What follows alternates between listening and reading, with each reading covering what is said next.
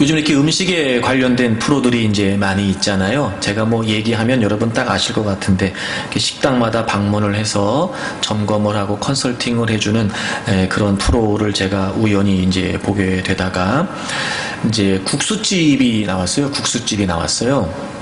그래서 이제 제작진하고 또 이제 그 진행하는 분들하고 해서 이제 막 점검하고 뭐 이렇게 맛도 살펴보고 막 이제 이러는 가운데, 그 멸치국수 집이었는데 그 육수를 이제 다른 어떤 그런 방식으로 좀 만들도록 유도하려고 했던 것 같아요. 그래서 원래 그 식당 주인은 자기가 하던 방식대로 육수를 만들고, 또 이제 그 일의 MC는, 그 프로그램의 MC는 또 자기 나름대로 육수를 만들고, 이렇게 이제 소위 육수 대결을 이제 한 거예요.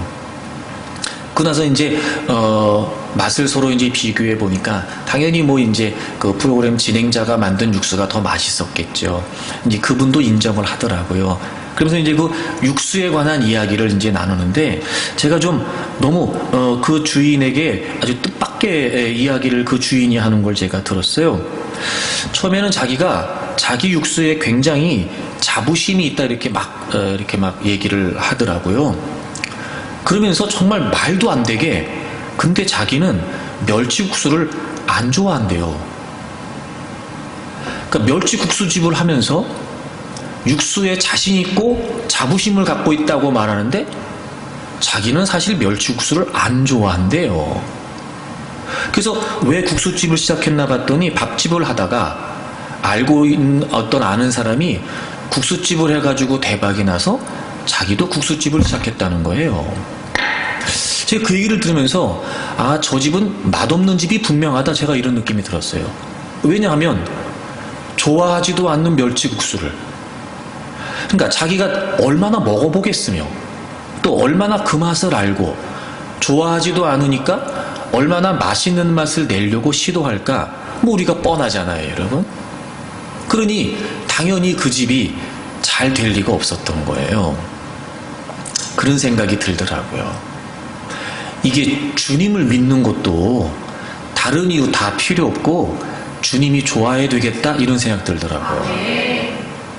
그러니까 주님이 좋아서 주님이 더 알고 싶고, 주님이 좋으니까 주님과 함께 하고 싶고, 주님이 좋으니까 주님을 위해 살고 싶은 거예요.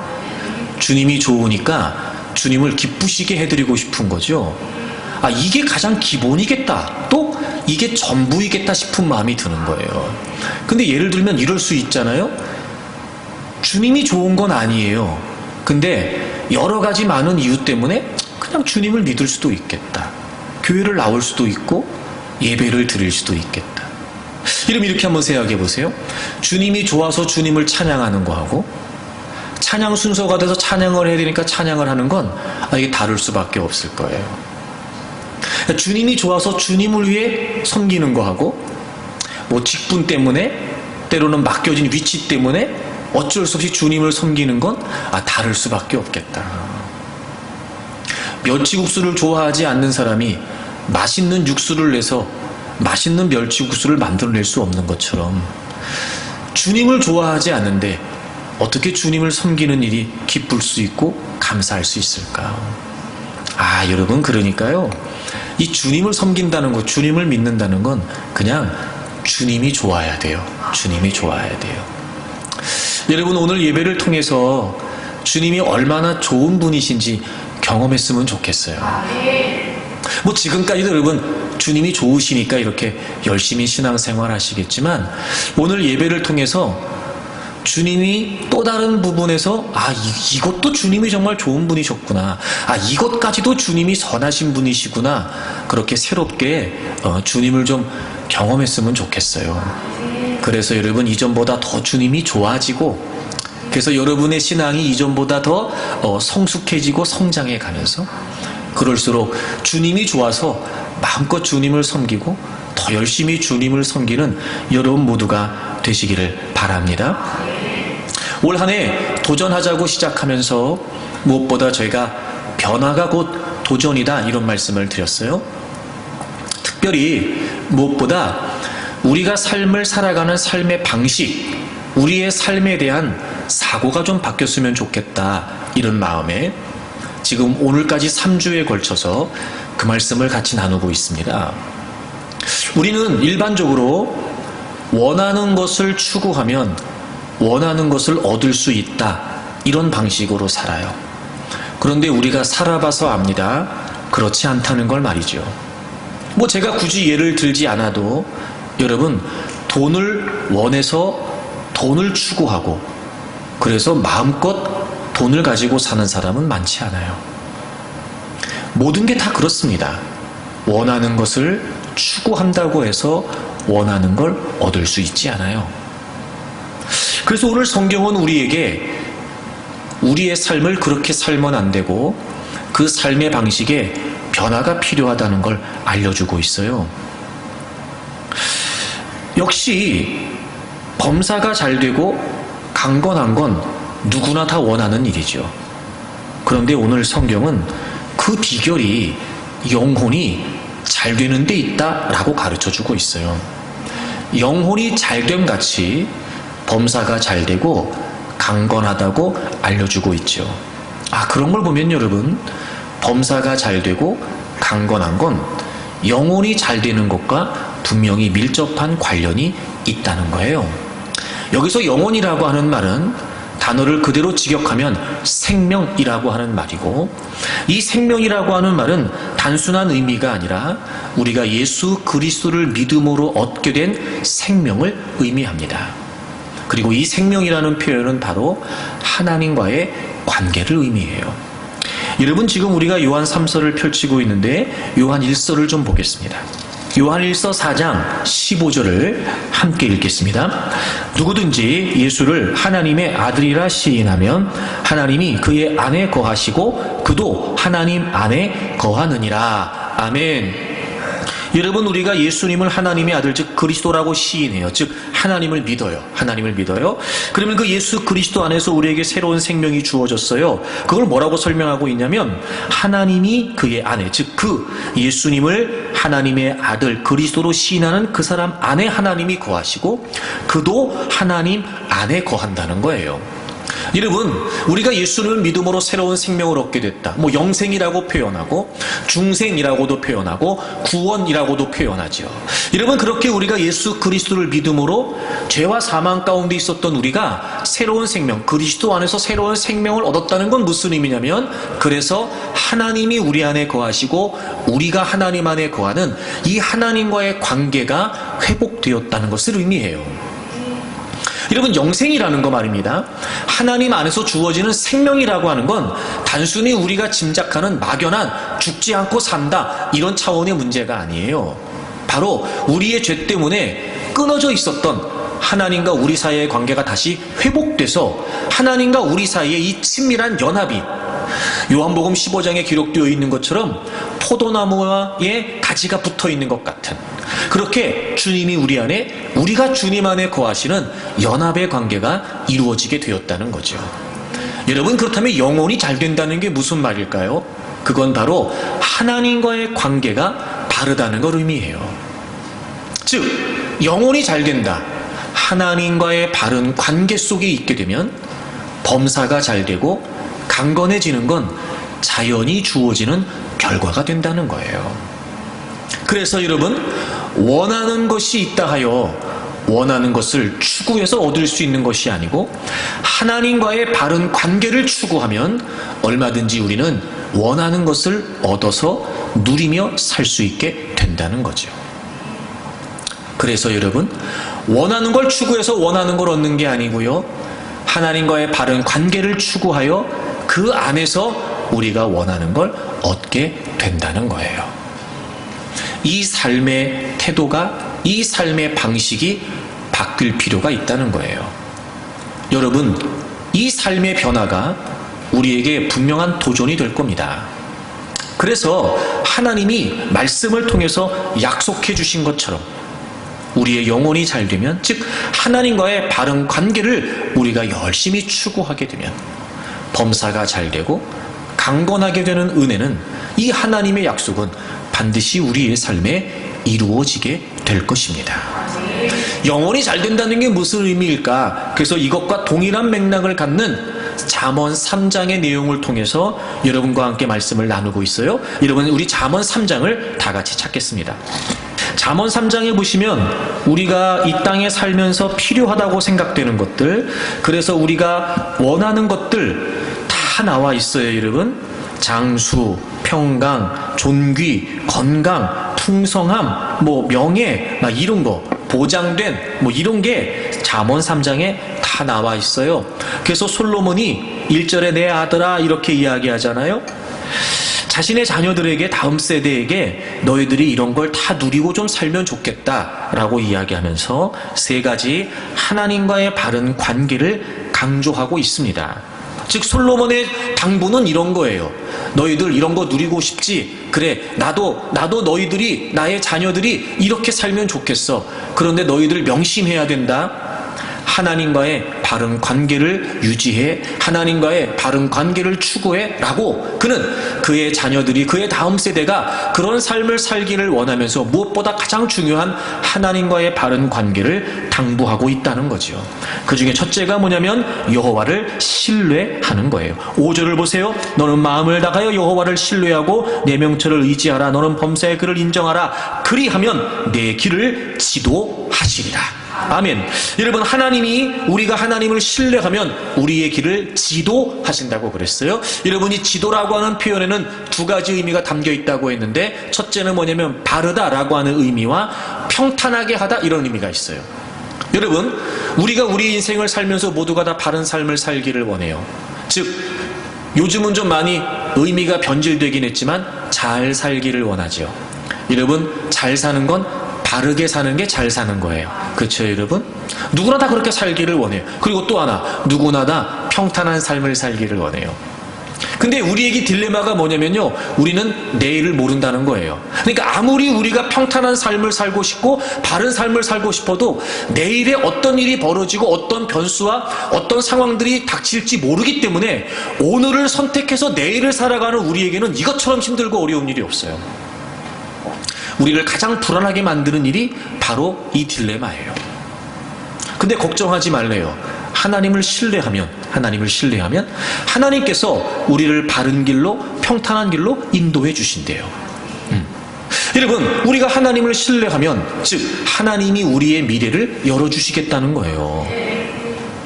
여기서 신뢰한다는 말은 이런 의미라고 그랬죠. 제가 상대를 정말 믿기 때문에 내 몸을 기댄다, 이런 뜻이에요. 상대를 정말 확신할 수 있기 때문에 내 몸을 기댄다. 그러니까 이런 거예요. 하나님께 맡기면 돼요. 여러분의 미래를 정말 여러분이 바르고 평탄하고 열려있는 삶을 살기를 원한다면 여러분 그냥 여러분의 미래를 하나님께 맡기시면 돼요. 그래서 우리가 뭘 해야 되냐면 자신의 명철을 의지하지 말고 범사의 하나님을 인정해야 돼요. 그게 하나님을 신뢰하는 거예요. 예를 들어 하나님께 맡깁니다 그러면서 내가 나 스스로 지혜롭다고 여겨서 내 생각대로, 내 판단대로 결정하고 선택한다면 그건 하나님을 신뢰하는 게 아닐 거예요. 그건 하나님께 맡기는 게 아닐 거예요. 이런 맡긴다는 게 무슨 의미예요? 하나님이 하시는 대로, 예를 들면 하나님이 결정하시는 대로, 또 하나님이 이끌어 가시는 대로, 또 하나님이 허락하시는 대로 우리가 하겠다는 거예요. 그게 맡기는 거죠. 그러니까 여러분이 지금 아멘이 안 되는 이유를 제가 알아요. 이게 쉽지 않거든요. 왜냐면 여전히 나는 내 생각이 있고 내 계획이 있고 내 의도가 있거든요. 그러니까 이걸 포기해야 하나님께 맡길 수 있는데, 제가 늘 여러분에게 우스갯소리로 그런 얘기하지만 우리가 하나님께 맡기지 못하는 이유는 다른 이유 아니에요. 딱 한 가지예요. 내 마음대로 안 될까 봐요. 그래서 얘기하는 거예요. 너의 명철을 의지하지 말아라. 범사의 하나님을 인정해라. 신뢰해라. 그러면 하나님이 바르고 평탄한 길을 열어주시겠다는 거예요. 여러분, 여러분의 삶이 평탄하게 열려지기를 바래요. 여러분의 삶이 바르게 열려지기를 바래요. 하나님께 여러분의 삶을 맡기십시오. 그러면 하나님께서 우리가 고민하지 않아도, 우리가 염려하거나 우리가 걱정하지 않아도요, 하나님은 우리의 삶을 바르고 평탄하게 열어가실 거예요. 혹시나 여러분의 명철을 의지하면서 하나님께 맡기지 못하고 있다면 여러분 그 부분에 관해 하나님 앞에서 해결하세요. 여러분이 쥐고 있으려고 하지 말고 여러분이 고민하면서 나름대로 여러분의 생각대로 관철시키려고 하지 말고 여러분의 의지대로 밀어붙이면서 하려고 하지 말고 그냥 하나님께 맡기세요. 그러면 하나님께서 가장 좋은 길로, 가장 평탄한 길로, 가장 아름다운 길로 인도해 주실 줄로 믿습니다. 그렇게 하나님을 신뢰하여 범사가 잘 되는 은혜가 여러분에게 있기를 바랍니다.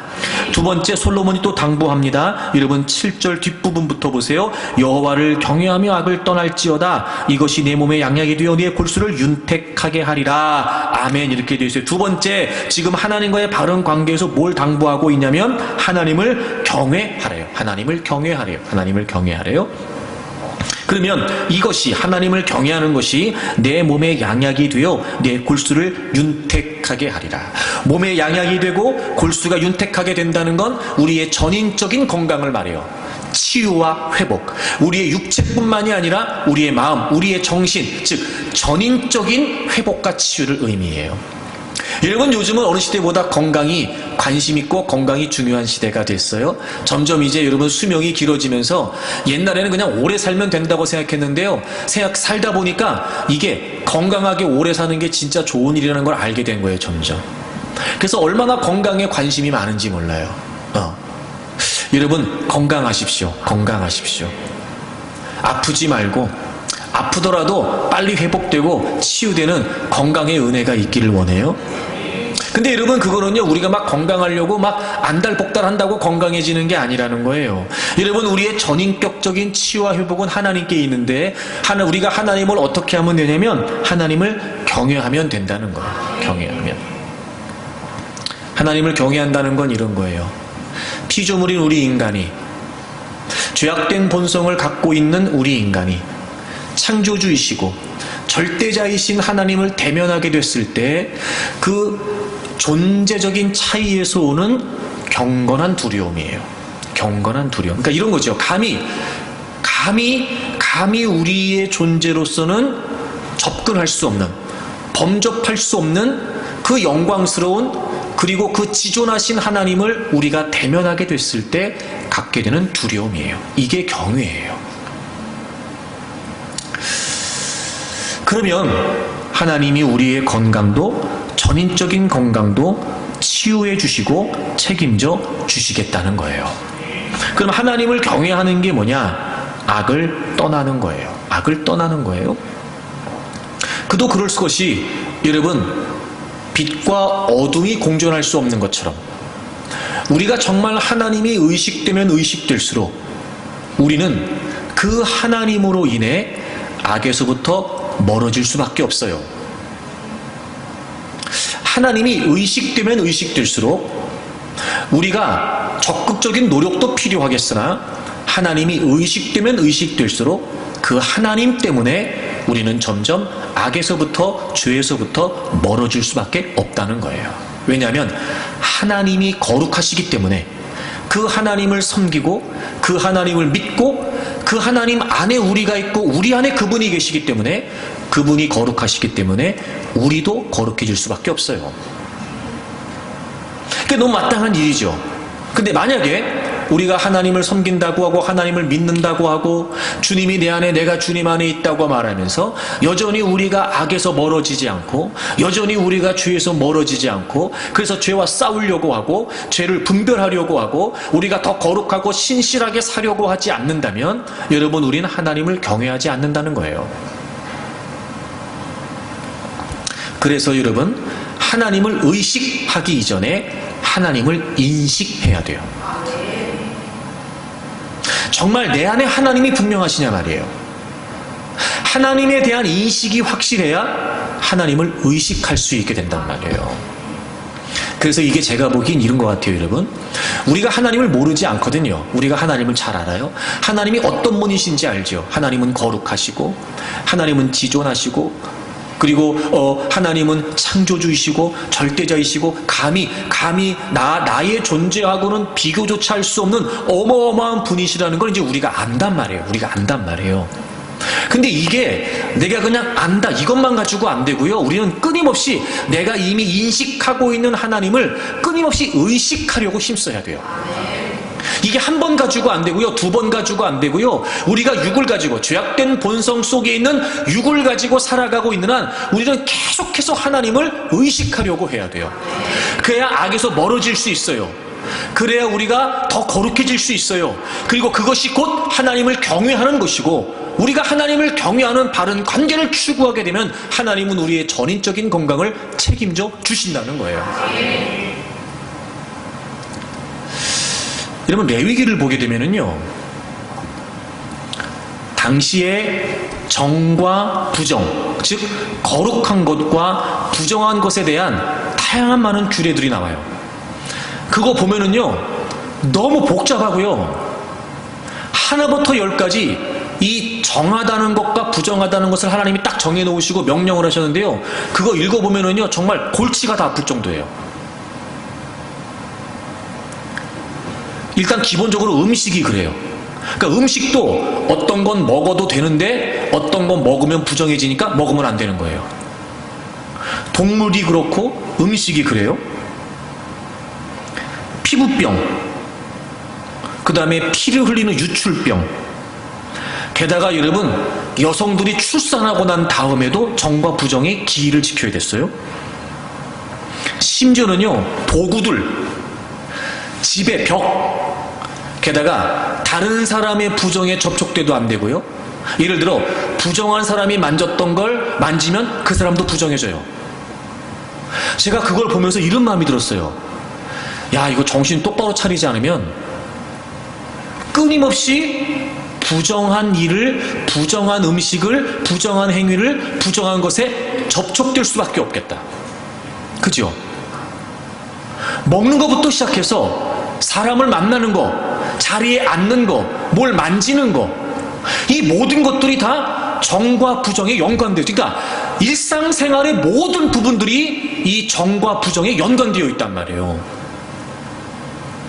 그래서 처음에는 참 하나님 너무하다, 이렇게 복잡한 걸 어떻게, 이런 마음이 들었다가 제가 어떤 깨달음이 주어졌냐면, 그만큼 하나님을 섬기는 하나님의 백성들은 매사 모든 일상에서 아주 세밀하게, 그리고 아주 철저하게 거룩해지기 위해 힘쓰라고 하시는 거였어요. 조금이라도 놓치고 조금이라도 쉽게 생각하고 긴장을 늦추게 되면 얼마든지 부정해질 수 있는 상황이에요. 사실 오늘을 살고 있는 우리가 그래요. 얼마나 죄의 유혹이 많은지 몰라요. 아무리 우리가 예수 그리스도를 믿음으로 의롭다 하심을 받고 이제 거룩한 존재가 되었다 해도 그 거룩한 존재가 된 우리가 얼마든지 죄에 물들고 죄에 타락할 수 있는 상황들이 얼마나 많은지 몰라요. 정말 우리가 아무런 의식도 없이 하나님이 내 안에 계시다, 그분은 거룩하시다, 나도 거룩하다, 난 더 거룩을 힘쓴다라고 하는 의식이 우리의 모든 삶의 현장에서, 일상에서 일거수일투족 의식하지 않으면 우리는 계속해서 죄에 오염될 수밖에 없고, 우리는 계속해서 악에 휘둘릴 수밖에 없겠다. 그래서 하나님은 레위기에서 하나님의 백성들에게 그렇게 자세하리만큼, 어찌 보면 손 하나 까딱할 수 없을 만큼 정말 숨 막힐 지경으로 하나부터 열까지 다 정과 부정의 규례로 이렇게 구별해 놓으실 수가 있을까? 우리가 그럴 수 있겠다. 그러니 여러분, 우리는 이미 예수 그리스도를 믿음으로 거룩한 존재가 되었기 때문에 이제 우리는 거룩한 존재로서 더 거룩하고 더 신실되게 살기 위해 우리 모든 일상에서 아주 자세하리만큼, 그리고 주의하고 살피고 살아야 되겠다는 거예요. 그게 하나님을 경외하는 거예요. 그러면 하나님이 우리의 전인적인 건강을 책임져 주시겠다는 거예요. 여러분 다 건강하십시오. 올 한 해 아프지 마시고, 또 지금 막 이런 어수선한 상황에 여러분 정말 제가 매일같이 기도하지만 우리 교우들은요, 한 번도 아프지 않으시면 좋겠어요. 하여튼 그랬으면 좋겠어요. 근데 여러분, 우리가 아무리 조심한다고 한들, 제가 그런 말씀도 드렸지만, 여러분, 우리가 아무리 큰 소리 치고 잘난 척하고 막 뭐라도 할 수 있을 것 같죠? 바이러스 하나 때문에요, 우리의 삶의 패턴이 다 바뀌는 거예요, 지금. 그죠? 우리 눈에 보이지도 않는 그놈의 바이러스 때문에 하나부터 10까지가 지금 다 바뀐다니까요. 우리가 그거밖에 안 되는 존재들이에요, 여러분. 그러니까 정말 우리가 건강을 추구한다고 건강을 얻는 건 아닌가 봅니다. 하나님을 경외하세요. 그러면 하나님께서 우리의 전인적인 건강을 책임져 주실 것입니다. 오늘 마지막 세 번째 말씀을 좀 나누죠. 9절과 10절인데요. 우리 한번 다 같이 읽어볼까요? 잠언 3장 9절과 10절을 다 같이 읽겠습니다. 내 재물과 내 소산물의 처음 익은 열매로 여호와를 공경하라. 그리하면 내 창고가 가득히 차고 내 포도즙 틀에 새 포도즙이 넘치리라. 아멘. 여러분 10절 다시 한번 읽어요. 여러분에게 이 은혜가 임하기를 원하는 마음으로 10절 다시 읽어요. 시작. 그리하면 내 창고가 가득히 차고 내 포도즙 틀에 새 포도즙이 넘치리라. 아멘.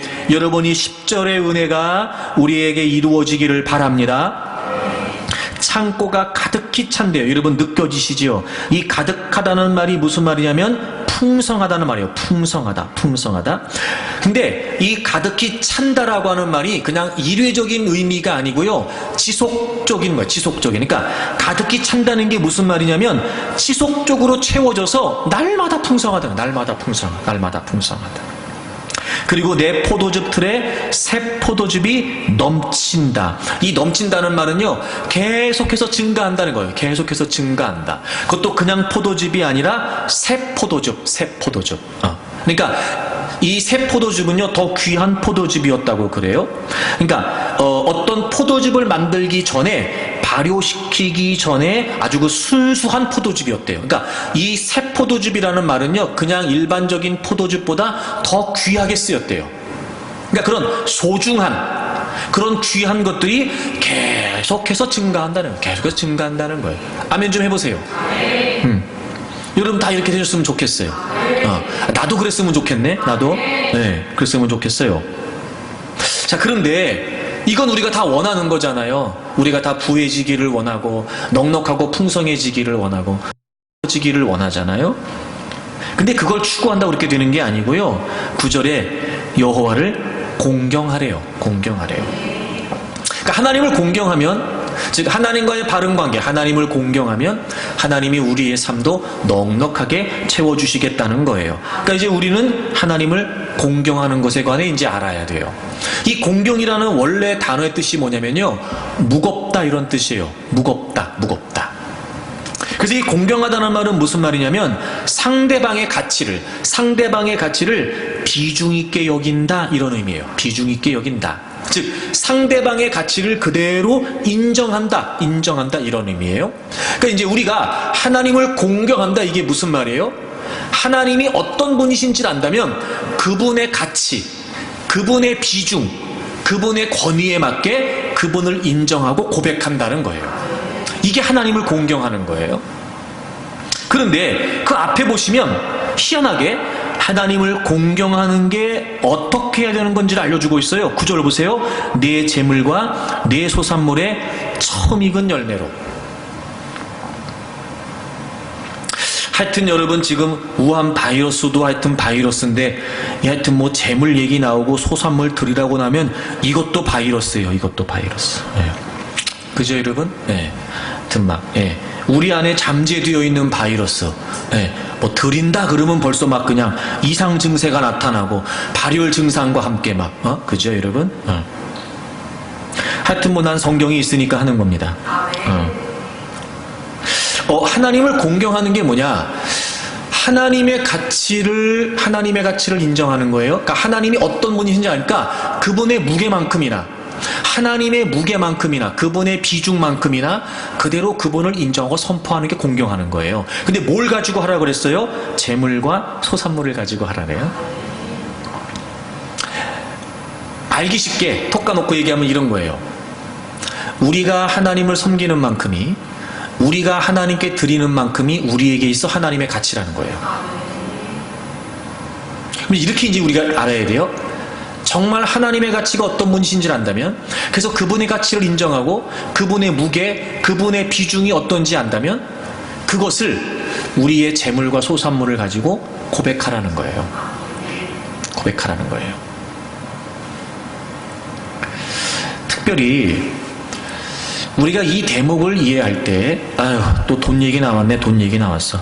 아, 왜 자꾸 하나님은 다 돈을 그렇게 갖고 오라는지 몰라, 뭘 자꾸 드리라는지 몰라, 이렇게 얘기하면 안 되고, 이렇게 얘기하면 안 되고, 여기에 나와 있는 내용의 의미를 우리가 잘 이해할 필요가 있어요.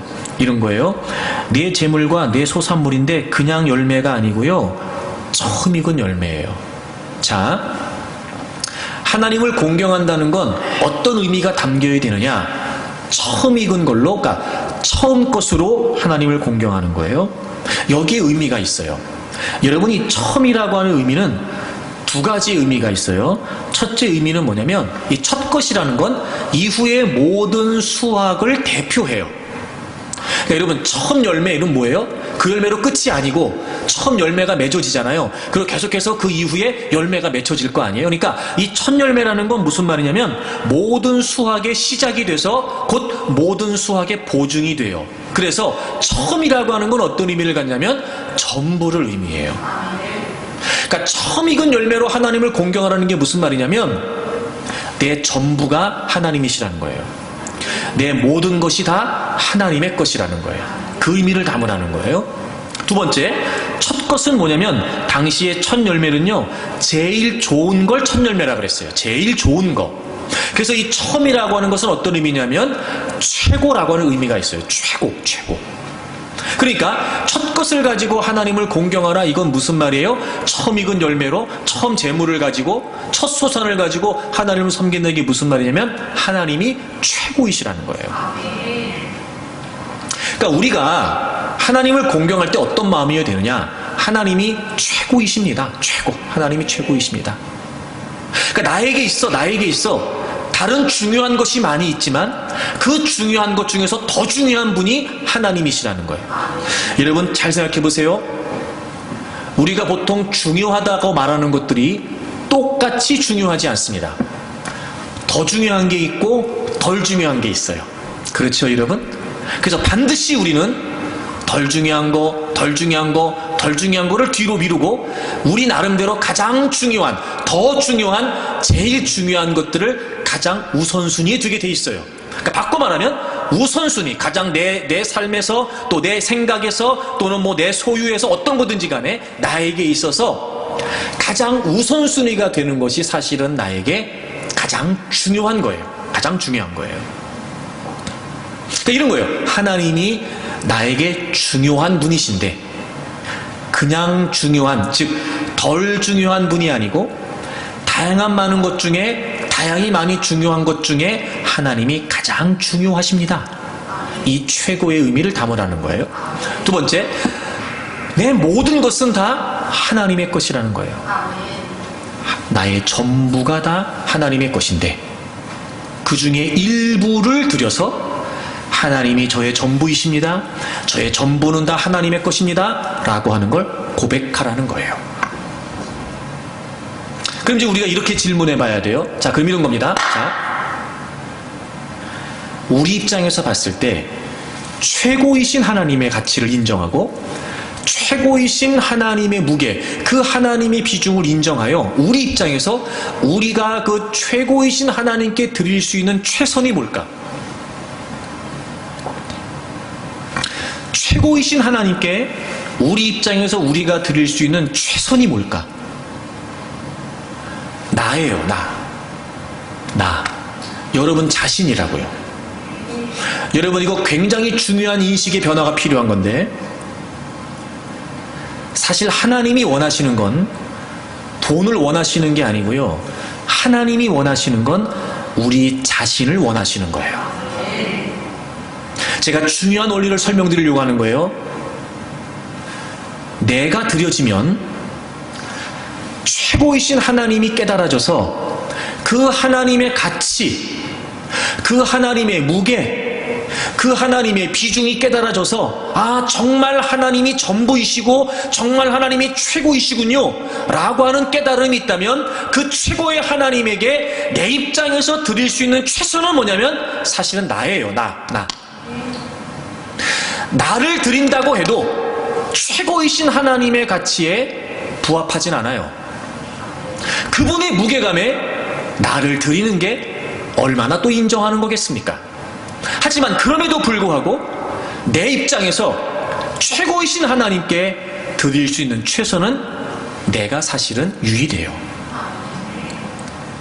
그러니까 하나님께서 원하시는 건 나를 원하시는 것이지 물질을 원하시는 게 아니에요. 그럼 이제 이런 거예요. 내가 드려진 사람은 내 삶이, 내 목숨이, 내 존재가 내가 드릴 수 있는 건 나밖에 없어. 그게 최선이지 나한테는. 왜? 나한테는 하나님이 최고이시니까. 정말 이런 사람이라면 사실 내가 드려진 사람은 물질을 드리는 건 그리 어렵지 않아요. 여러분, 이 인식의 전환이 필요합니다. 그러니까 헌금은 단순히 돈의 문제가 아니라 존재의 문제예요.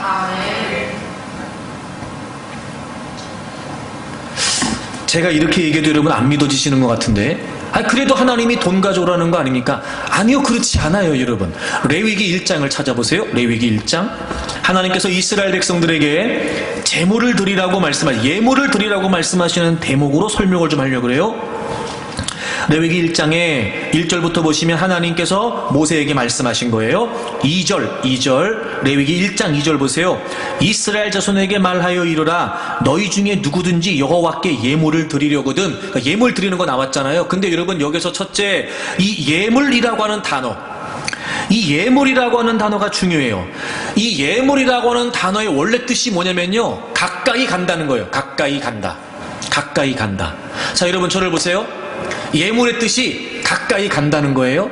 자, 그러면 이제 여러분이 어떤 예물을 드려요? 자, 제가 예물을 드립니다. 자, 내가 이 예물을 드려요. 근데 예물의 원래 뜻이 뭐라고요? 가까이 간다. 그럼 이 예물이 하나님 앞에 가까이 가려면 예물 혼자 갈 수 있어요, 없어요? 없어요. 예물이 간다는 건 누가 간다는 거예요? 내가 간다는 거지. 원래 예물이라고 하는 뜻이 가까이 간다는 말이에요. 그러면 이 예물이라고 하는 단어 자체에서 하나님이 원하시는 건 짐승을 가까이 가져와라, 예물을 가까이 가져와라, 재물을 가까이 가져와라가 아니고요. 그 재물이 가까이 오려면 그 재물의 주인이 하나님께 가야 되잖아요. 그러니까 여러분, 예물이라고 하는 이 단어 자체에 하나님이 우리를 가까이 오라, 우리를 내놔라, 우리를 드려라 라고 하는 의미가 담겨 있단 말이에요. 예물. 그 다음 계속해서 보시겠어요? 예물을 드리려거든 가축 중에서 소나 양으로 예물을 드리래요. 가축 중에서, 두 번째, 가축 중에서 드리래요. 가축. 여러분, 가축이 뭔지 아시죠? 말 그대로 집에서 기르는 동물이에요. 그쵸? 집에서 기르는 짐승, 가축. 예물을 드리는데 말입니다, 여러분. 집에서 기르는 걸로 드리래요. 가축의 반대말이 뭐예요? 야생동물이요. 여러분, 야생동물은 주인이 있어요, 없어요? 없어요. 희한하죠? 아무거나 그냥 떠도는 거, 방황하는 거, 돌아다니는 거 잡아서 드린다? 아니에요. 그게 아니에요. 하나님께 예물을 드릴 때는요, 꼭 자기 집에 있는 거, 그게 뭐예요? 내 것 중에 드리라는 거예요. 주인이 불분명하면 안 되는 거예요. 내 소유라는 게 확실해야 돼요. 그거 드리라는 거예요. 그러니까 하나님 원하시는 건 뭐냐면 나예요, 나. 제물을 드리는 그 사람을 원하시는 거니까 네 거 드리라는 거예요, 네 거. 주인 없는 거 잡아다가 드리면 안 된다는 거예요. 왜? 네 게 아니니까. 그러면 하나님이 원하시는 건 제물을 원하시는 게 아니고 짐승을 원하시는 게 아니고 그 돈을 원하시는 게 아니고요. 사실 그 돈의 임자, 그 제물의 임자, 그 사람을 원하시는 거예요.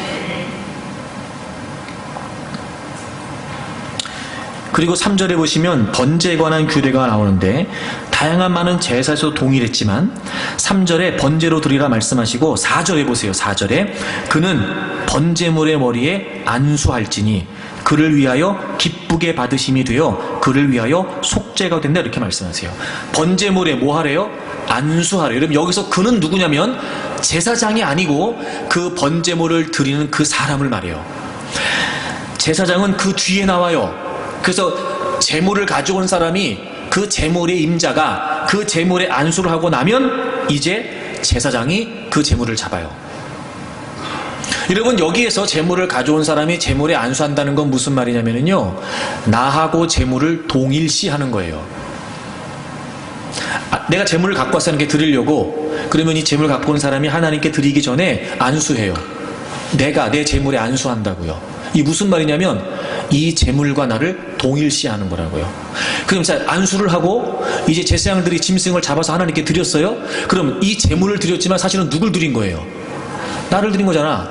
내가 머리에 안수해서, 이 제물에 안수해서 나하고 제물을 동일하게 했잖아요. 그러니까 이 제물을 죽여서 드렸어요. 그럼 누굴 드리는 거예요? 나를 드리는 거예요. 아니, 솔직히 여러분 이렇게 생각해 봅시다. 하나님이 돈이 필요하셔서 달라고 하면 우리한테 달라고 하시겠어요? 이게 뭔 말인지 몰라 지금? 아니, 우리보다 돈 많은 사람이 세고 셌어요. 아이고 참나, 유치하게 진짜. 또 하나, 그럴 리는 없으시겠지만 만약에 하나님이 정말 우리 그 돈이 필요하시다면 굳이 우리한테 가져와라 하실 이유가 있으세요? 주님이 가져가시면 되지. 아, 이것도 뭔 말인지 몰라? 아니, 하나님이 우리 돈이 필요하실 때 우리의 허락이 필요하신 분이에요? 아니에요. 그러니까 제발 여러분, 이 드린다 이런 얘기할 때 난 인식이 좀 바뀌었으면 좋겠어요. 그러니까 자꾸 우리가 하나님을 공경하는 게 안 되는 거예요. 이 아주 중요한 이 공경한다, 즉 드린다라고 하는 이 말의 의미를 우리가 자꾸 오해하는 거예요 지금. 하나님을 최고의 가치로 인정하고 전부라고 인정해서 하나님 그분을 그분으로 인정하는 거, 사실 우리가 드릴 수 있는 건 그나마도 나를 드리는 게 최선이에요.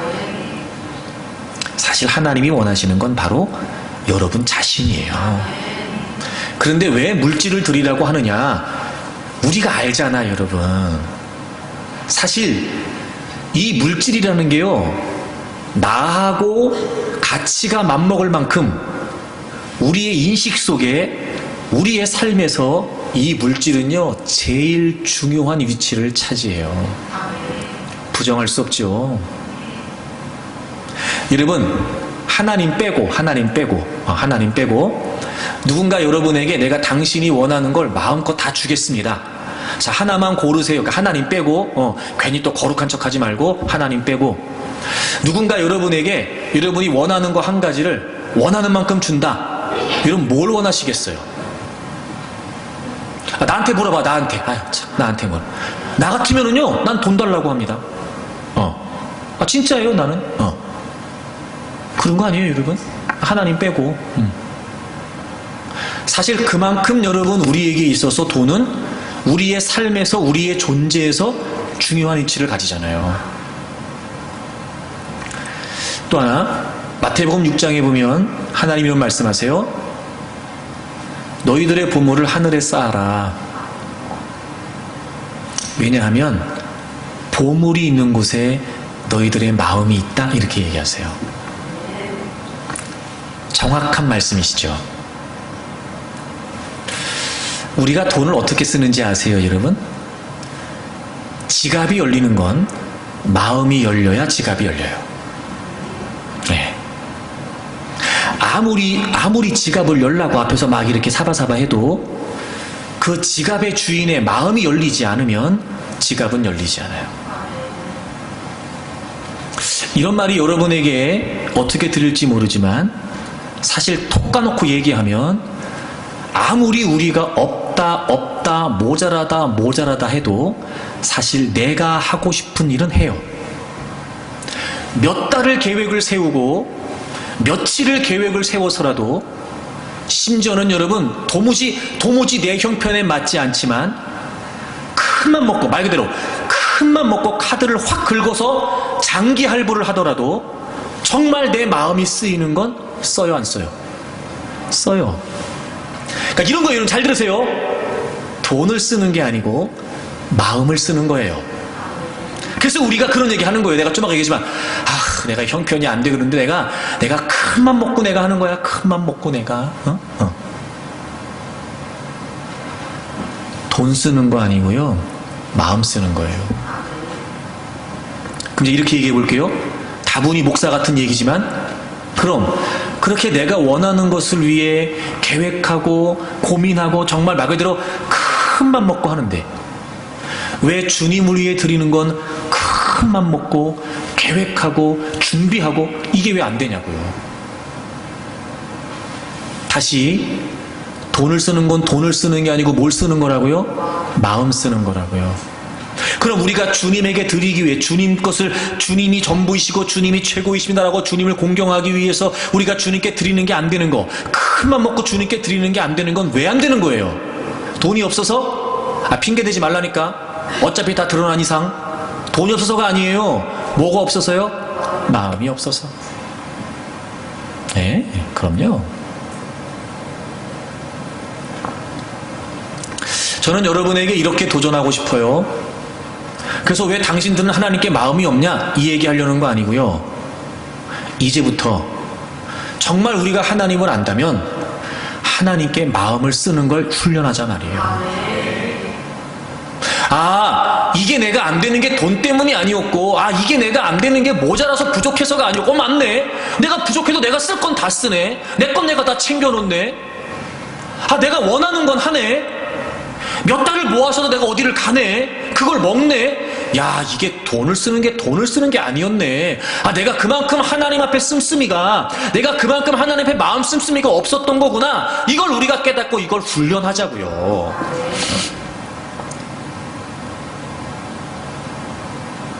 이 대목에서 이렇게 얘기하면 여러분이 오해가 될 것 같은데 그래도 얘기할게요. 그러면 하나님이 풍성하게 넉넉하게 채우신대요. 그러니까 이런 거예요. 하나님은 돈을 가져가시려고 하는 게 아니고요. 우리가 얼마나 하나님께 마음 쓰고 있는지를 보고 싶으신 거예요. 그 외에 여러분 아이들 어릴 때 이렇게 기를 때 왜 가끔 한번 부모들이 그런 거 해보잖아요. 애가 과자 한 봉지 들고 막 맛있게 먹고 있을 때 저기 엄마 하나 줘봐 이렇게 해요 안 해요? 아니 그러면 내가 그 과자가 먹고 싶어서 환장해서 달라는 겁니까 그걸? 뭐 보고 싶은 거야? 자기가 그렇게 먹고 싶은 거를 먹으면서도 엄마한테 마음이 있나 없나 그거 확인하고 싶은 거잖아. 그래서 여러분 그 과자 부스러기 하나 아무것도 아닌 것 같아도요, 그거 딱 주면은 뭐라고 해? 아이고 기특해라, 아이고 기특해라. 그 아까운 걸 엄마한테 주네. 아깝기 뭐가 아까워 그 과자 부스러기 하나가. 여러분 우리가 그 과자를 먹고 싶어서 사 먹으면 못 사 먹겠습니까? 그렇지 않아요.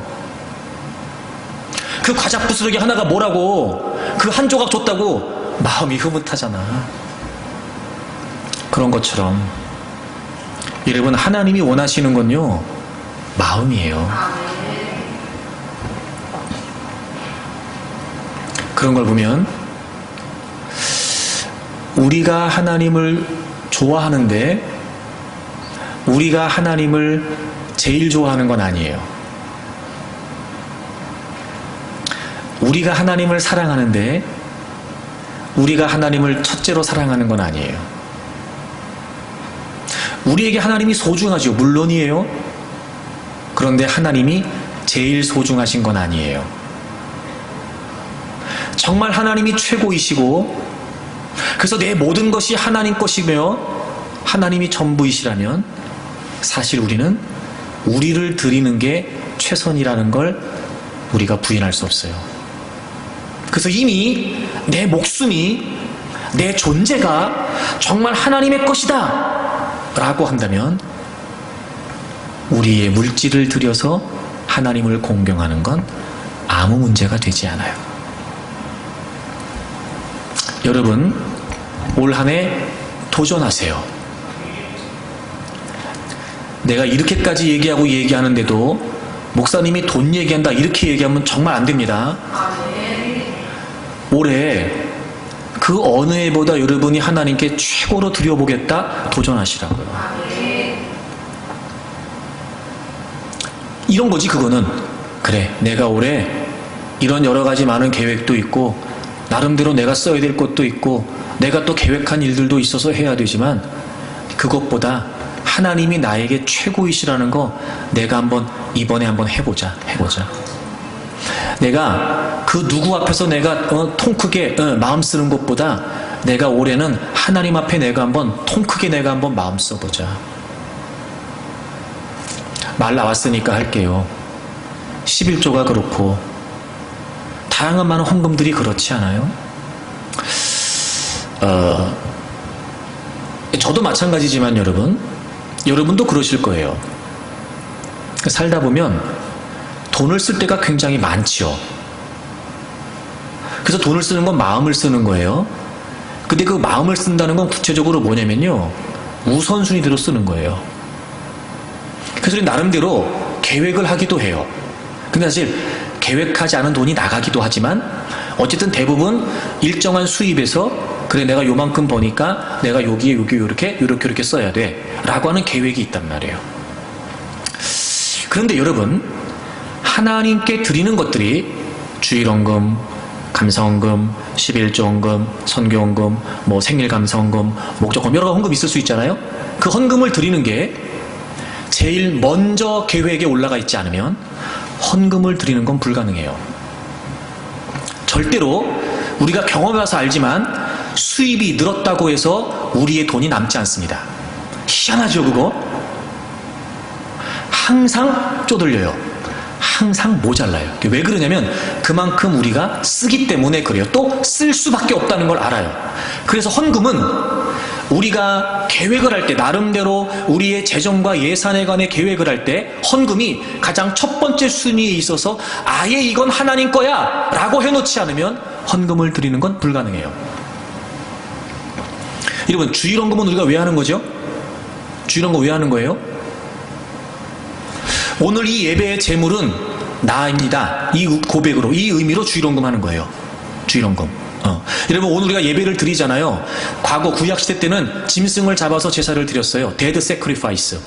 근데 여러분, 지금 신약에서는 예수님께서 오시고 예수님 믿음으로 이제 우리의 전 존재가 하나님 앞에 제물 됐어요. 이 예배의 제물은 여러분이라고요. 여러분.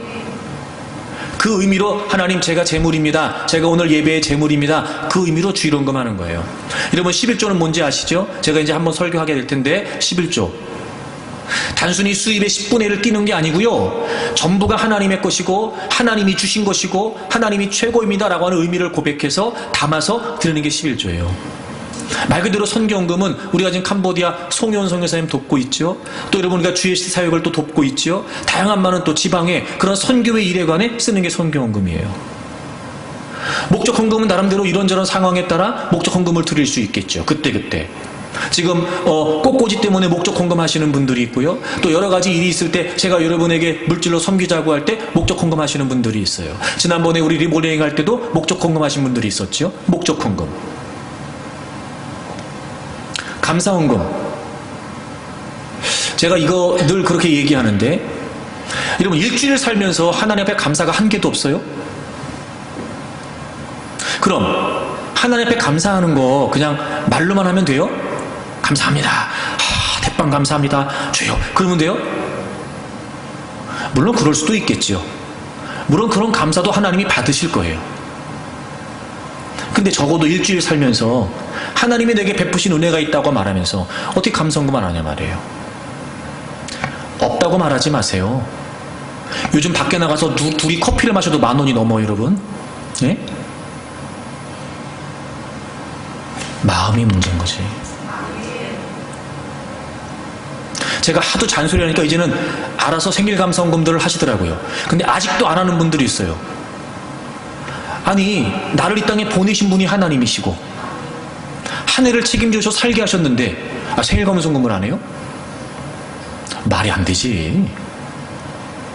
그러면서 말로 내가 하나님의 은혜로 산다고요? 어차피 불리하니 계속 할 거니까 들으세요. 시작한 거니까. 여러분, 사람과 사람끼리도요, 정말 감사할 때 어떻게 해요? 빈손으로 안 해요. 네? 여러분, 그거 아시죠? 나름대로 우리 입장에서는 최선을 다해서 봉투를 넣었어. 그래서 주면서 뭐라 그래? 약속합니다. 약속하지 않아 절대로. 내 입장에서는 정말 큰맘 먹고 이 봉투 집어넣은 거야. 돈 5만 원, 돈 10만 원이. 근데 주면서 뭐라, 아유 저기 주신 거에 비하면 사실 별거 아닌데요. 아우 너무 약소한데 아우 제가 감사해서요. 그래요 안 그래요? 왜 적어도 하나님 앞에는 그런 마음을 못 먹냐고. 없어서 10,000원 한 장을 집어넣어도 그래 정말 하나님께서 베푸신 은혜에 비하면 정말 약소 최대 약소지요.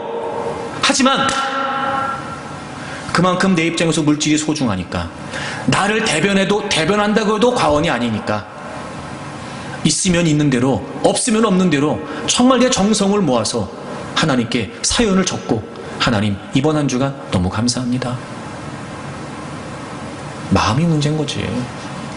그죠? 여러분, 하나님 앞에 마음을 쓰세요. 마음을. 그러면 하나님이요, 우리의 삶을 책임지시겠다는 거예요.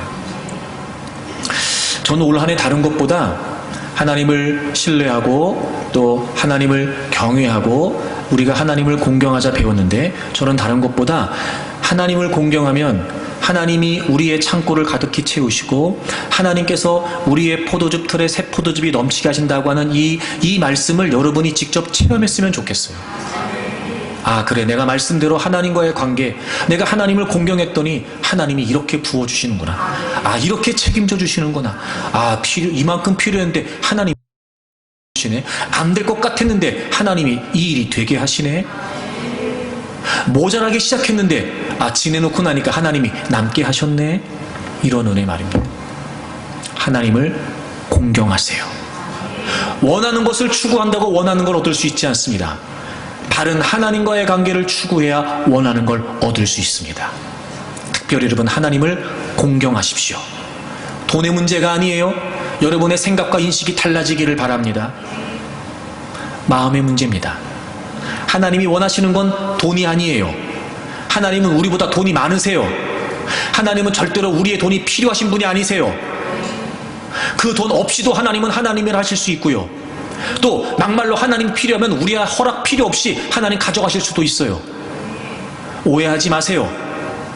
하나님이 드리라고 하시는 건 여러분 존재를 하나님이 받기를 원하시는 거예요. 즉 여러분의 마음과 중심이 얼마나 하나님께 있는지 하나님이 그거 원하시는 거예요. 그런 중심을 가지고 열심히 하나님을 공경하십시오.